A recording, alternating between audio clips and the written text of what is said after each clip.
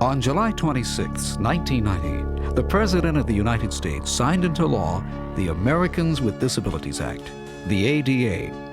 The Americans with Disabilities Act states that no person can be discriminated against because of physical or mental impairments. The ADA also states that reasonable accommodations must be made in areas of public buildings and accommodations, telecommunications, and public transportation. This is a scene that is becoming more and more familiar across America. USA Today reports that 1 out of every 6 Americans is disabled. Citizens with disabilities are gaining access to more of their country. Businesses, hotels, and restaurants are becoming more accessible. Opportunities that most of us have taken for granted for many years are now available to millions more. One area where the ADA is having a large impact is public transportation. In the past, individuals had to rely primarily on their own personal transportation, or elderly and disabled services, or special transportation services provided by local government.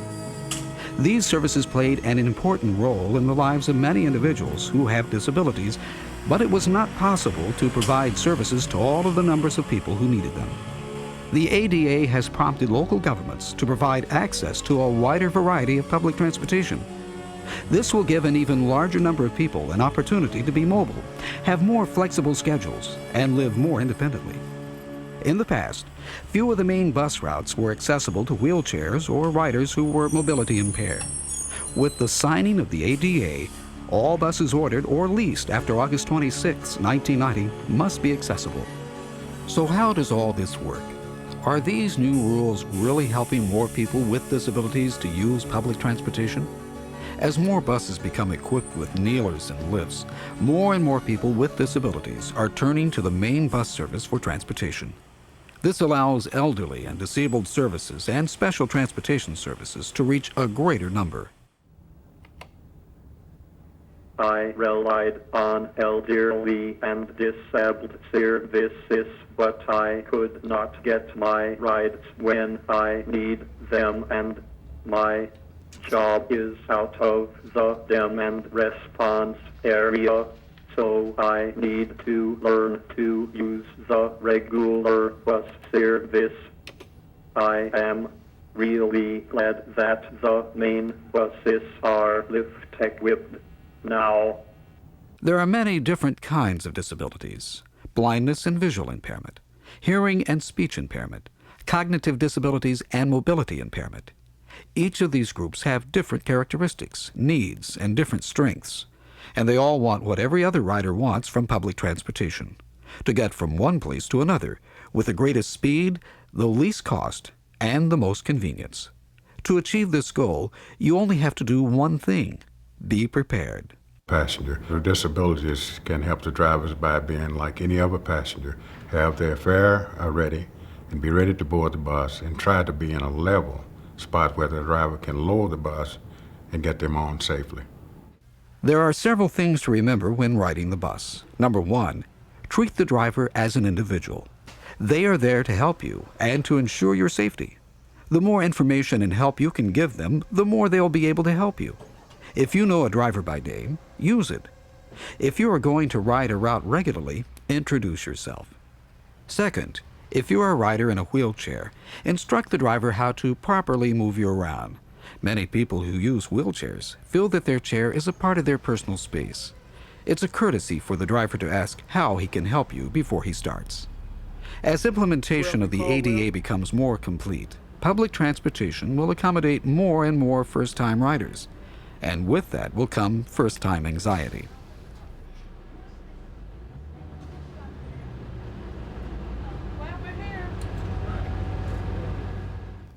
When I first rode the bus, sitting on the bus stop, people gave me strange looks. It's not often that you see a person in a wheelchair on a public bus lane. And I think it's a new concept to most people. I was kind of nervous the first time I used the lift. I worried about time constraints and could the bus driver get me locked down without being late for his next stop.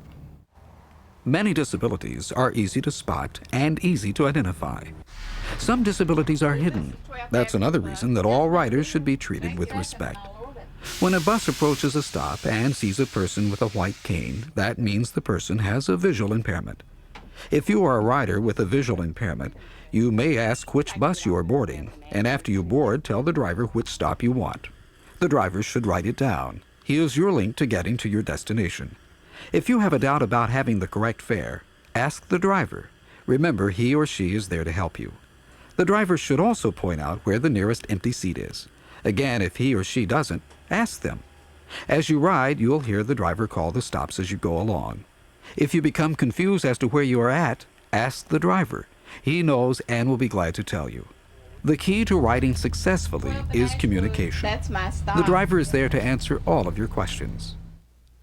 One of the things that the driver could do to help a visually impaired person on the bus, maybe help to find the fare box, to help to find the seat, help to get the packages on, and call the stops as he goes along.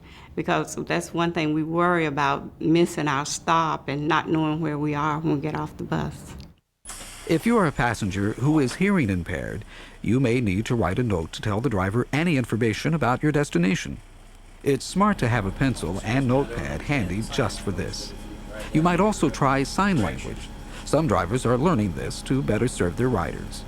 If your driver does not know sign language, you might be able to teach him some over the course of several trips. The driver will write down your stop. As you ride, keep your stop in mind in case the driver becomes distracted and doesn't remember your stop.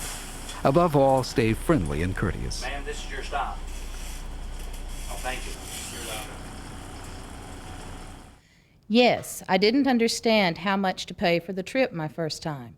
I tried to show the driver what he needed to know, but he didn't read sign.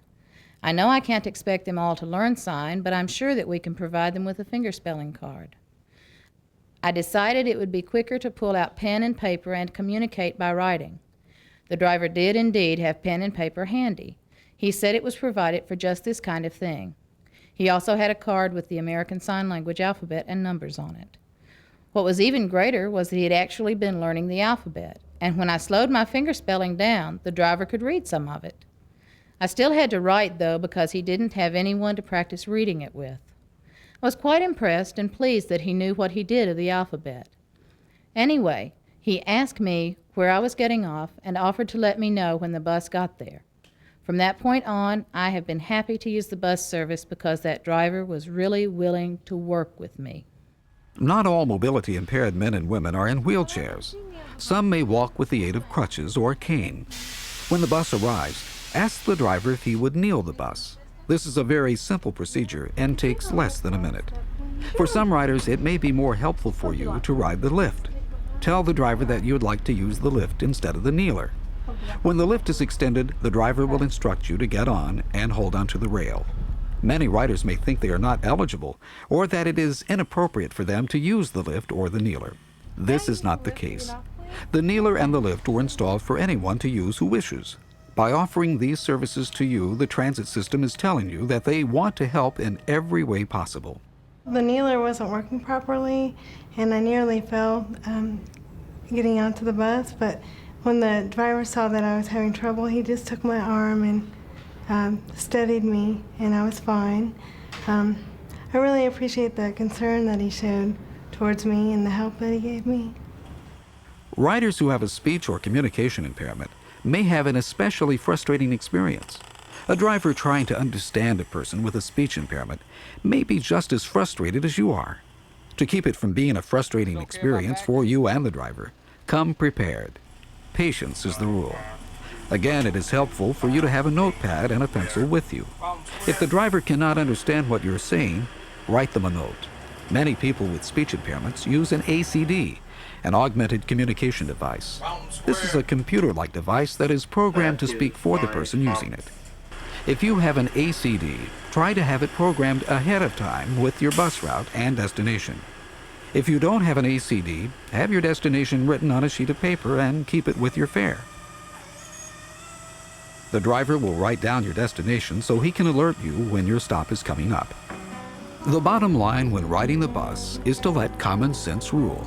If a situation arises that you don't know how to handle, ask for a supervisor. If you are treated discourteously, note the driver's name and route and call the transit system. Being friendly and acting courteous is your best tool to getting to your destination on time.